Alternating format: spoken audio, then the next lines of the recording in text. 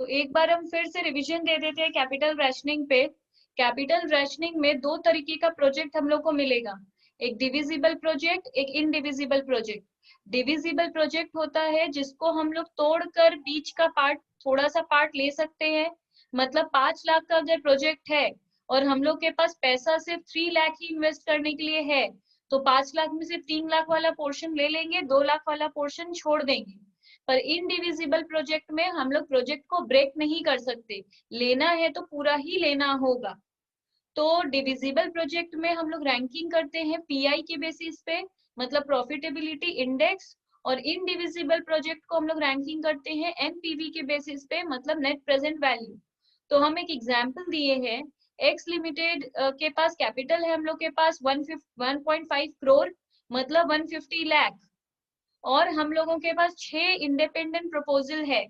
इस सम को दोनों तरीके से बनाना है, एक बार अगर प्रोजेक्ट डिविजिबल है तो, और एक बार बनाओ इनडिविजिबल है तो पहले हम सबसे पहले किए हैं, अगर हम लोग का प्रोजेक्ट डिविजिबल, अच्छा सम ये है, डिटेल ये है, हम लोग के पास 6 प्रपोजल है, इतना लगेगा अगर इन्वेस्ट करेंगे तो, और बगल में उसका एनपीवी दे दिया है। हम लोग को करना है डिविजिबल प्रोजेक्ट के हिसाब से। तो डिविजिबल प्रोजेक्ट का हम लोग जो रैंकिंग करते हैं वो एनपीवी के बेसिस पे नहीं, पीआई के बेसिस पे करते हैं। तो हम लोगों को इसका पीआई चाहिए। तो प्रपोजल ये है, इन्वेस्टमेंट ये है। अब बेसिकली हम एक बात बोले थे, एनपीवी निकलता है present value of inflow minus present value of outflow. NPV मेरे को पहले वाले का एनपीवी मेरे को पहले वाले का पता है, that is 30 lakh. Present value of inflow मेरे को नहीं पता है, पर प्रेजेंट वैल्यू ऑफ आउटफ्लो मेरे को पता है 70 लाख। तो उस तरह हम प्रेजेंट वैल्यू ऑफ इनफ्लो निकाल लिए 100 लाख।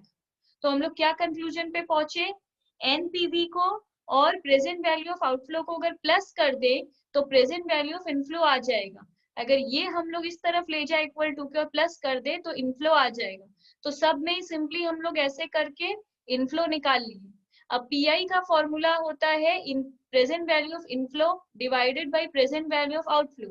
तो अब हम लोग के पास प्रेजेंट वैल्यू ऑफ इनफ्लो भी है, आउटफ्लो भी है, डिवाइड करके हम लोग एनपीवी निकाल लिए। एनपीवी के बेसिस पे हम लोग रैंकिंग कर दिए।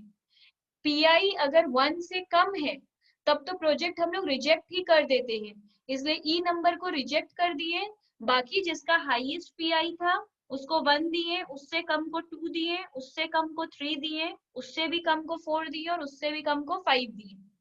अब हम लोग का क्वेश्चन है कि हम लोग के पास रुपया कितना है, 150 लाख। तो 150 लाख में अगर सबसे पहला वाला प्रोजेक्ट को एक्सेप्ट करते हैं तो इसका कॉस्ट 55 लाख था। दूसरे वाले प्रोजेक्ट पे हम लोग का 25 लाख था। तीसरे वाले प्रोजेक्ट में जिसको थर्ड रैंक दिए हैं उसमें हम लोगों का 20 लाख है। फोर्थ रैंक वाले का हम लोग 50 लाख ही लेंगे, क्योंकि 70 लाख लेंगे तो 150 लाख को एक्सीड कर जाएगा। हम लोग के पास टोटल रुपया सिर्फ 150 लाख है। ये डिविजिबल प्रोजेक्ट है, इसलिए 70 लाख की जगह सिर्फ 50 लाख का प्रोजेक्ट ही खरीद लिए। तो हम लोग इस तरह सिलेक्टेड प्रपोजल हम लोग का क्या है, B D E and only 50 lakh in A. इस तरह हम लोग डिविजिबल प्रोजेक्ट किए थे। अब हम लोग करेंगे इनडिविजिबल प्रोजेक्ट। देखो इनडिविजिबल प्रोजेक्ट में सिंपल बात है, फिजिबल सेट बनाना पड़ेगा, मतलब ऐसा कोई सेट जिसमें ऐसा ऐसा प्रोजेक्ट उठाओ जिसमें 150 लाख हम लोग का पूरा यूज हो जाए, जैसे ईबीडीसी। तुम लोग देखो प्रैक्टिकली। अच्छा दूसरा बात हम लोग का एनपीवी, ठीक है, एनपीवी के हिसाब से भी E F number project rejected है क्योंकि इसका नेगेटिव है। अब हम लोग को एनपीवी के हिसाब से यहाँ पे हम लोग को वही प्रोजेक्ट लेना है जिसको प्लस करके 150 आ जाए टोटल, ठीक है। तो हम पहला में बनाए हैं ई, बी और डी और सी रैंकिंग के बेसिस पे। तो एनपीवी के केस में इसको पहले रैंकिंग करो, एनपीवी के बेसिस पे रैंकिंग करो। ये तो रिजेक्ट ही है क्योंकि नेगेटिव एनपीवी नहीं होना चाहिए 0 से नीचे। सबसे हाईएस्ट कौन सा है, ये वाला। दूसरा है हम लोग का ये, तीसरा है ये, फोर्थ है ये, फिफ्थ है ये। बड़ा से छोटा में हम लोग रैंकिंग दे दिए। अब इसके बाद बोल रहा है कि इसमें से इन्वेस्टमेंट हम लोग किस पे कर सकते हैं, सिर्फ 150 लाख। तो सबसे पहले अगर ई लेते हैं 45 लाख, फिर हम लोग अगर ई बी डी सी है तो अगर रैंक के हिसाब से 1 2 3 4 को प्लस करें तो देखो क्या आएगा।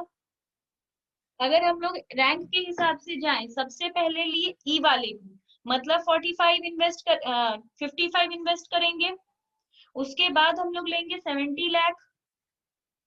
उसके बाद हम लोग ले लेंगे 50 लाख।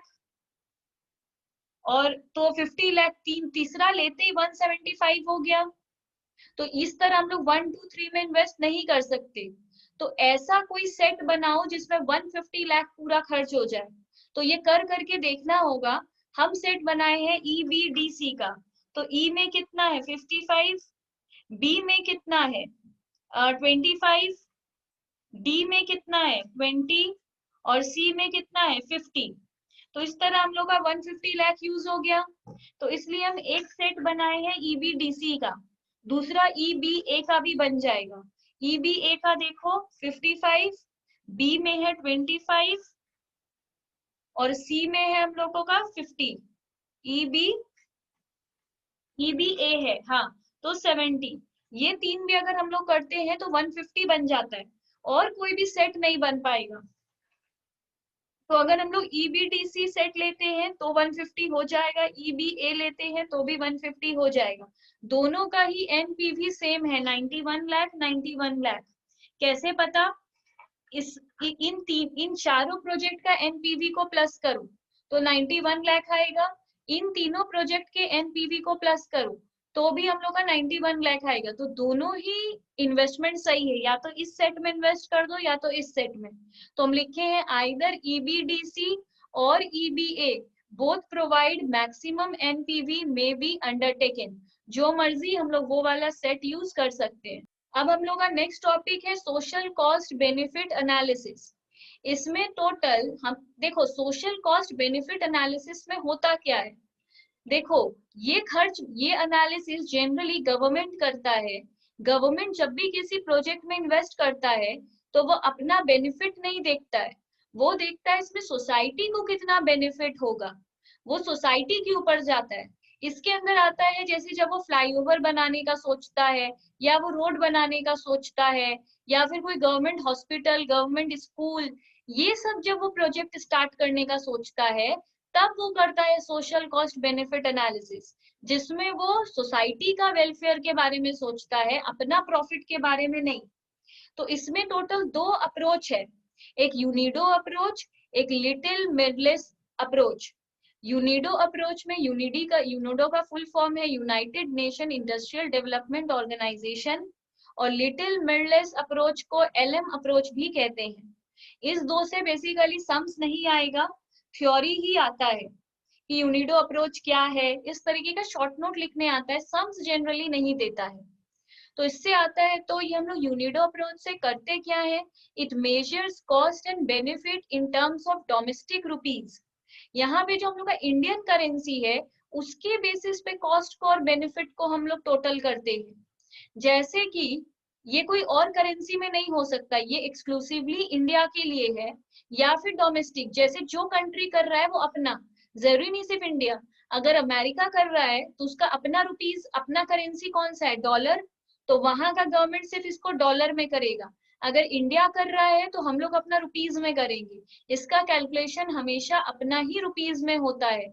ये जैसे सब बोलेगा तो सारा ही सम्स तो हम लोग अपने रुपीज में करते हैं।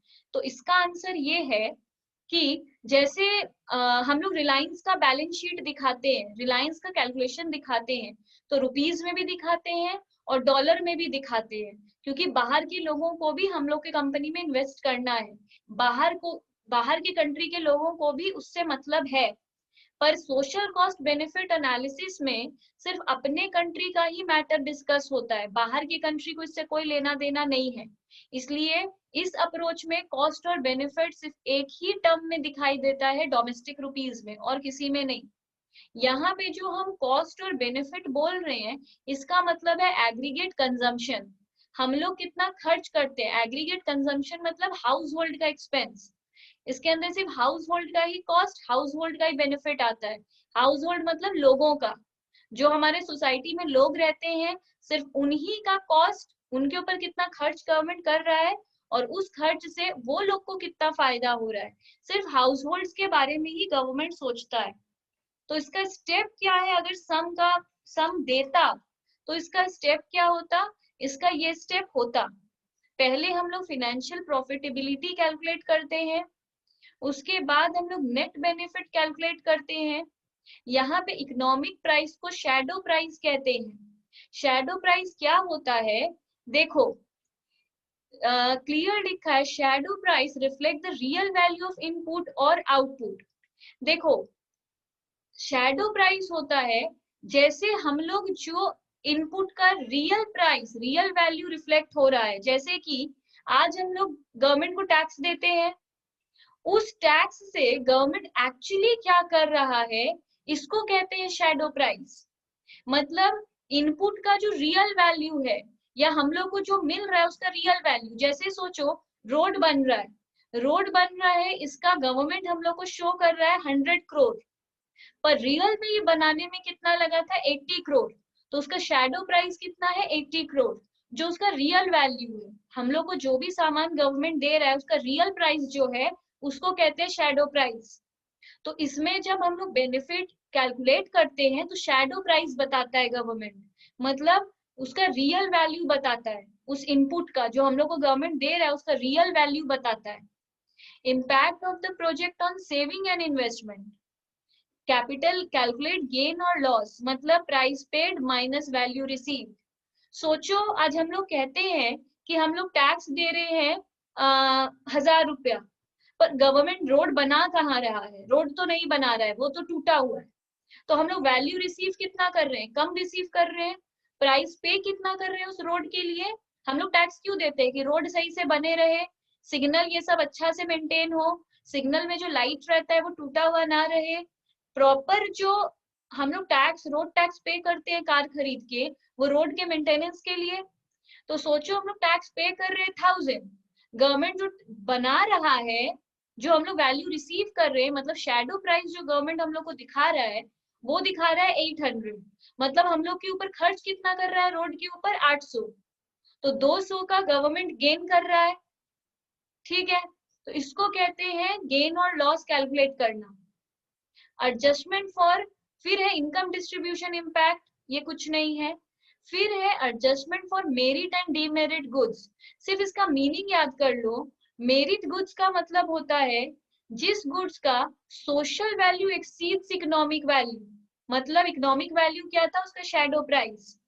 जैसे सोचो उसका, आज सोचो किसी सामान का दाम है, रियल वैल्यू है उसका 800, पर हम लोग उससे ज्यादा बेनिफिट ले रहे हैं, उसका सोशल वैल्यू ज्यादा है। मतलब आज अगर एक हॉस्पिटल बन रहा है, हॉस्पिटल बनाने में खर्च हो रहा है 1 लाख रुपया, पर उससे इतने सारे लोगों का इलाज हो गया है कि गरीब लोग का सोचो 5 लाख रुपया बच गया। अभी तक में 5 लाख का हम लोग सर्विस दे चुके हैं गरीब लोग को, पर हॉस्पिटल बनाने में लगा था 1 लाख रुपया। तो ये वो मेरिट गुड्स है जिसमें सामान बनाने में लगा 1 लाख और सोसाइटी को बेनिफिट मिल गया 5 लाख का। डीमेरिट गुड होता है जिसको बनाने में लगा था 5 लाख रुपया और बेनिफिट मिल रहा है सोसाइटी को 1 लाख रुपया का, उसको कहते हैं डीमेरिट गुड्स। तो सोसाइटी के लिए अच्छा क्या है, मेरिट गुड्स, बनाने में लगे 1 लाख और उसका बेनिफिट ले सोसाइटी 5 लाख का। ठीक है, तो ये बेसिकली सिर्फ थ्योरी है। अब एलएम अप्रोच क्या है, it was developed by JMD Little and James A Mirrlees, इसलिए इसका नाम लिटिल एंड मिडलेस पड़ा। So it is known as LM approach. This approach is used to know that the social cost of using a resource in developing countries differ from the price paid for it. Clear बात है। आज हम लोग, पहली बात एकदम याद रखना है, एलएम अप्रोच सिर्फ डेवलपिंग कंट्री में यूज होता है, इसीलिए इंडिया में यूज होता है, क्योंकि India is a developing country. ये डेवलप्ड कंट्री में मतलब यूएस में, यूके में इसका कोई यूज नहीं है, और अंडर डेवलप्ड कंट्री में इसका कोई यूज नहीं है। ये सिर्फ डेवलपिंग कंट्री के लिए बना है। बहुत इंपॉर्टेंट ये एमसीक्यू है। ये क्या बोल रहा है, differ from the price paid for it. हम लोग, ये अप्रोच बताता है कि हम लोग उस चीज के लिए कितना दे रहे हैं और हम लोग को कितना बेनिफिट मिल रहा है। जैसा हॉस्पिटल के बारे में बताएं, रोड टैक्स दे के रोड के बारे में बताएं, हम लोग टैक्स दे रहे हैं 1000 और गवर्नमेंट हम लोग को उससे बेनिफिट दे रहा है 800 का। तो ये जो कर रहा है, ये हम लोग को ये बताता है, ये एलएम अप्रोच, कि हम लोग प्राइस पे किए थे 1000 रोड बनाने के लिए, गवर्नमेंट हम लोग को सोशल कॉस्ट कितना दिखा रहा है 800 का, मतलब गवर्नमेंट खर्च कितना किया है उसके ऊपर 800। तो ये जो हम लोग कैलकुलेट कर पाए ना, ये होता है एलएम अप्रोच से हम लोग कैलकुलेट करते हैं। इसके बाद बोल रहा है hence it requires shadow price to calculate the real value of a resource to society. तो हम लोग को शैडो प्राइस का जरूरत है। क्यों? शैडो प्राइस रियल वैल्यू बताता है, तो रियल वैल्यू चाहिए हम लोग को। हम लोग 1000 पे किए, गवर्नमेंट हम लोग को बताएगा उसका रियल वैल्यू, रियल प्राइस, जिसको कहते हैं shadow price. It is present uncommitted social income. Uncommitted social income मतलब, देखो, government social cost and benefit analysis में गवर्नमेंट को कोई फायदा नहीं होना चाहिए। अगर कोई फायदा हो जाता है तो वो अनकमिटेड सोशल इनकम है। जैसे एनटीओ था, नॉन प्रॉफिट सीकिंग ऑर्गेनाइजेशन, उसमें वो लोग को प्रॉफिट करने के लिए वो लोग बिजनेस नहीं करता है, वो लोग सोशल वेलफेयर करने के लिए बिजनेस करता है। इसको हम लोग एनटीओ कहते हैं।